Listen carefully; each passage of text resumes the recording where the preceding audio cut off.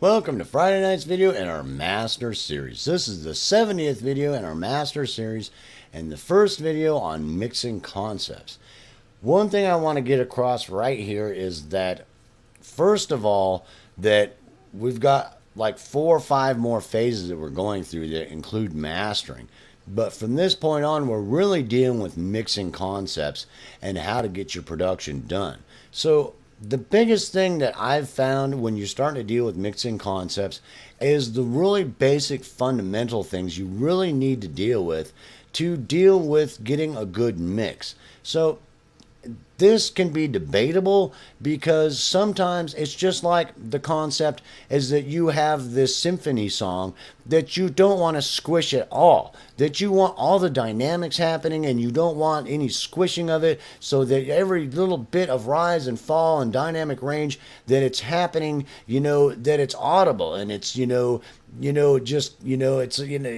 beautiful, as a comparison to a pop song that you've squished the heck out of and that sounds great like that, or a heavy metal song you squished the heck out of. There's no dynamics at all, bro. Everything is 100% in your face and it's great like that. Yeah, dude. All right. It's the same concept in different applications and in different situations that you're going to look at it differently. And when you get into mixing concepts, one of the biggest things you have to understand is that when we get into mixing concepts is that we're not,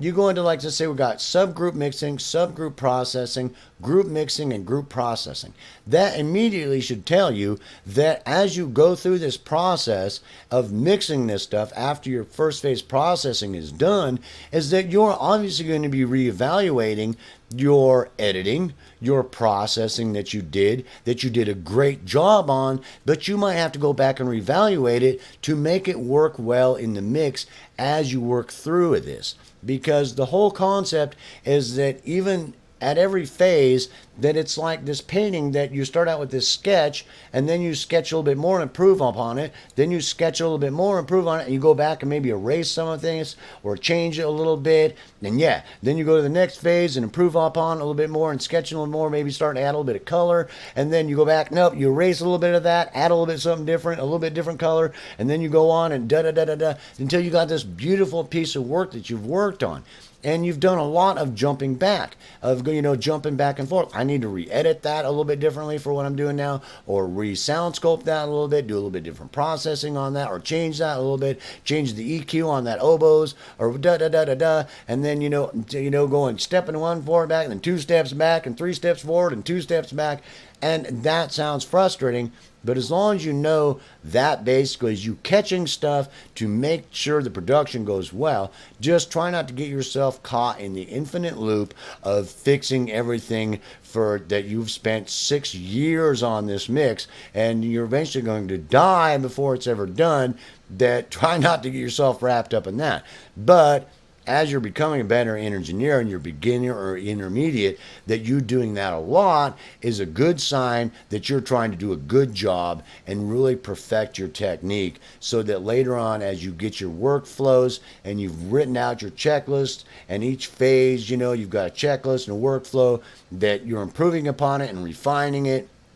That at first that you might be doing that a lot to try to do a really good job. So really keep that in mind. And also that we might not be addressing a lot of abstract techniques, mixing techniques. And there's one example like sidechain processing, where you've got this beautiful bass drum that you've sound sculpted and you've not screwed with it at all or squished it up or nothing, and it's beautiful, but you've sidechained it and squished the heck out of it with a compressor to try to get this punch. Does that make sense? And that's a mixing technique, but it's also a processing technique. Does that make sense? And we might not address a whole lot of techniques like that when I get done with this series, that I will go through and address abstract techniques that you will find more than likely as you get really good at doing what I've tried to tell you to do in this series, that you'll find yourself messing around with abstract concepts and weird processing techniques and weird mixing techniques to try to get some effect, because you've done a really good job on your editing, you've done a really good job on your processing, and you've done a really good job on your mixing and processing at the end of it, that you don't have to fuss with that a lot, because as you get better,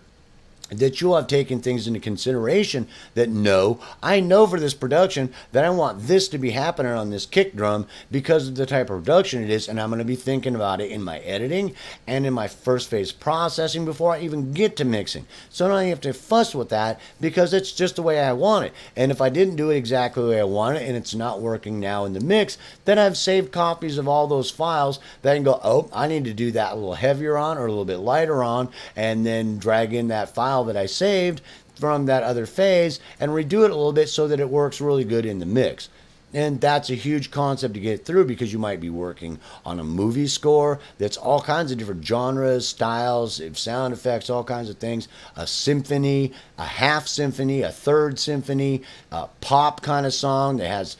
characteristics of, heavy metal, R&B and symphonic things all mixed together in some way that makes it really pop sounding. And you have to take, as you become a better engineer, that at this point, that those things that we did in editing and processing will start to have a lot more meaning in this production, because you're going to start mixing those things together. How are they interacting in this type of production to get this type of effect, to have this end result that is this grungy, Seattle, grunge band sound, or this pop song that's Whitney Houston, or this almost R&B kind of pop thing, or this jazz thing, or this movie production thing, or this heavy metal thing, or whatever, that you will, as you get better, that you will have taken those things into consideration a lot more, so that when you get into mixing, that it's a lot less, jumping back and forth, because you've already considered that, and it's not going to be, I'm going to mix this song till I'm dead kind of thing, trying to get that worked out, because you didn't understand that as well. That's why when I was going through editing and going through processing, that you want to edit it and process it so that instrument sounds as good as possible. Like, you're not trying to define it for any production, because when you get on later on, that you will start to refine it a little bit for the type of production that's happening, and you won't have made the mistake of thinking you know exactly how to process and edit it for this type of production, because that might not be true when you start mixing it together and you go, oh, I really shouldn't have done that, because now that really doesn't sound that good in this grunge song, and I thought it would, because you didn't, you make it sound as good as possible at each step. And then sometimes you make stuff sound bad to make things sound good in a production. And a prime example of that is you've got an oboe and a cello, then all of a sudden you have to warp the heck out of that oboe so that it sounds the way you want it in this production, that by itself doesn't sound good, but in the whole, for the production that's happening in this specific situation, sounds great. Yeah, I mean, the oboe is actually only, the only thing I was actually worried about with the oboe is right around 500 hertz, and it's boosted up a little bit. The rest of the other crap I could have high and low pass filtered directly out of the sound, and just had that 500 hertz part of that oboe cutting through the mix at 68% right, and that was perfect. It sounds great. Does that make sense? Where by itself it sounds like crap. It's like you wouldn't send that file to nobody, because, I mean, what is that? It sounds like you've got some kind of synthesizer, that you've got this thing, this bell shaped, thing you did with the EQ around 500 hertz, and everything else you've high and low pass filtered out of it, and it sounds horrible. But in the mix, it sounds great. It sounds perfect. So assuming that that's going to sound perfect before you get to the mix is you will shoot yourself in the foot, because it might not. You might have high and low pass filtered out to this point, but actually you should have done it to here, or you should have done it to there, or you should have done it to there, or wherever, to make it sound really good in the mix. So don't assume you know that to be certain, because it will become very obvious when you get later on in the mix of what you might need to do with that great sounding oboe that you worked on to make it it sound good with the mix. Don't assume that you know, because there's a good chance that until you become, you know, top class audio engineer and mixing engineer, you know, or an all around, you know, producer that can do all of it, that you might not do that, you know, in your editing and first phase processing. You might want to hold off and wait until you get into mixing and you start getting into your real heavy mixing, and then start making some decisions about, no, now that I'm hearing it together with everything else, I should go back and do some re-editing and reprocessing on that and redoing the equalization on that, so that it sounds really good in the mix. And it's a really good example of don't assume. Remember, take each step at a time, do as good a job on the instruments and the groups that you're working on, so that you may mangle them later to make them sound good in the mix, but don't assume that, because you'll have problems. So just kind of take that into consideration. So in this introduction, I just kind of wanted to reiterate that. And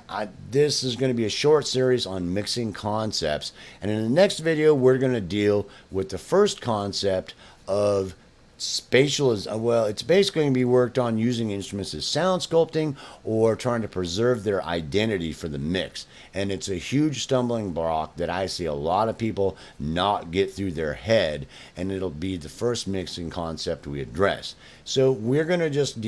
have a few videos where we're going to be dealing with some mixing concepts that we're going to go through with examples of that when we go through subgroup mixing, subgroup processing, group mixing, and group processing, so that you can go back and look at these videos and start applying them to your group mixing and processing and your subgroup mixing and processing, so that you can start to refine that using the most basic concepts you have to work with to accomplish what you want to do in different situations and in different productions. So peace, out, love. I hope you enjoyed this first video and our introduction to mixing concepts, and I'll see you in the next video when we address the first mixing concept.